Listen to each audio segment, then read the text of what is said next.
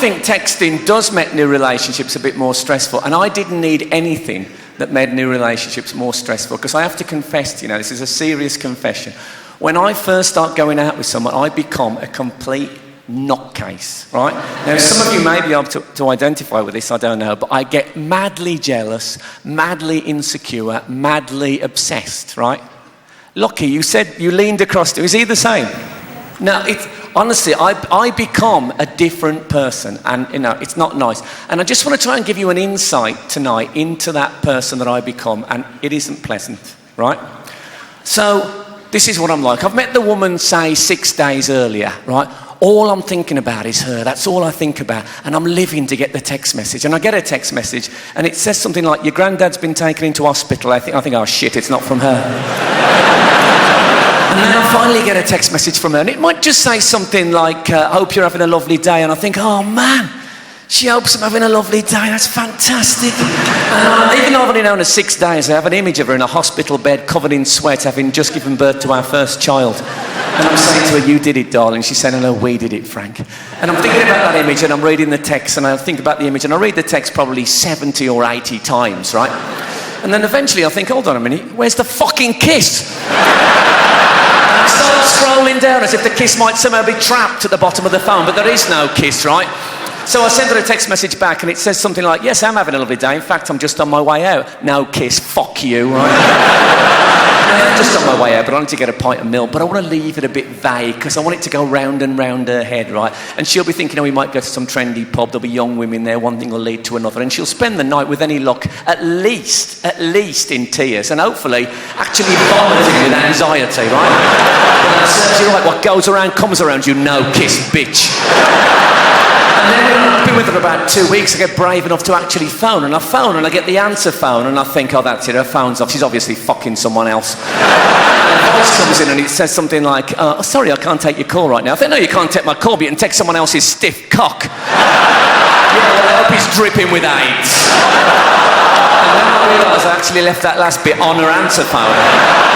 And the next time I see her, she says, that was a weird message you left on my answer phone. And I said, yeah, I wasn't talking to you, it was an accident. I was talking to a mate of mine who was anticipating the arrival of a hearing aid salesman. And I said, I hope he brings lots of stock for you to choose from. In fact, I hope he's dripping with AIDS. And she said, what did your friend say? I said, he didn't hear me, he's deaf. I also hate it when you're with a woman and she gets a text message and she reads it and she doesn't let you read it as well. And they do that kind of sniggle and they go, and you know two things. One, it's filth, and two, they fucking love it, right? I was with a woman once and she got a text message. I leaned right back to read it over her shoulder. It said, thank you for my birthday present, exclamation mark, Steve. And I thought, yeah, we all know what the fucking birthday present was. The exclamation mark clearly meant to represent her vagina and anus. I tell you, jealousy is a bad thing. People say to me, jealousy, it's like cancer, isn't it? In a way, it's worse than cancer, right? Because at least with cancer, you do get some sympathy. Whereas if I go out with a mate and I say to him, I've been seeing this woman for about a week and I think she might be seeing someone else. So when she went to the toilet the other night, I went through her handbag and started reading her diary. I know he'll just look at me, right? 3 days later, he's not going to phone up and say, I was telling the gang about your jealousy and we've had a whip round. We're going to send you to Disneyland. When Kylie Minogue was diagnosed with cancer, she got 500,000 get well cards. 6 months later, her boyfriend, Olivier Martinez, was seen snogging Penelope Cruz. Poor Kylie was crippled with jealousy. How many cards did she get then?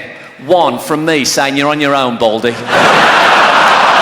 Sometimes you can be talking to a woman and she'll say, oh, I was chatting to this guy at work. I don't hear the rest of the sentence. She was chatting to a guy at work. She was chatting to a guy at work. I have an image of the guy at work, right? He looks like Johnny Depp. He's in a white shirt and a tie. He's leaning forward, supporting himself with his left hand on the toilet system. With his right hand, he's wanking like a gibbon.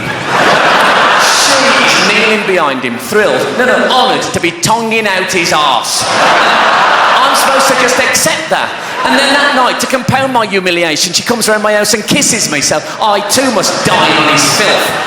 So, in order to even things up a bit, I have to start seeing prostitutes. And I'm in the backseat of my car with a 16-year-old Ugandan sex slave sucking my guilt-shrunk maggot of a penis. And I'm thinking to myself, talking to some guy at work? 2 could play at this game. The only text you can send me early on in a relationship has to say, I absolutely, totally love you with no doubt whatsoever. Kiss, kiss, kiss, kiss, kiss. When I get that text, I will run around my flat, punching the air and whooping with absolute delight for about 3 minutes. And then I start thinking, actually, this is too much too soon.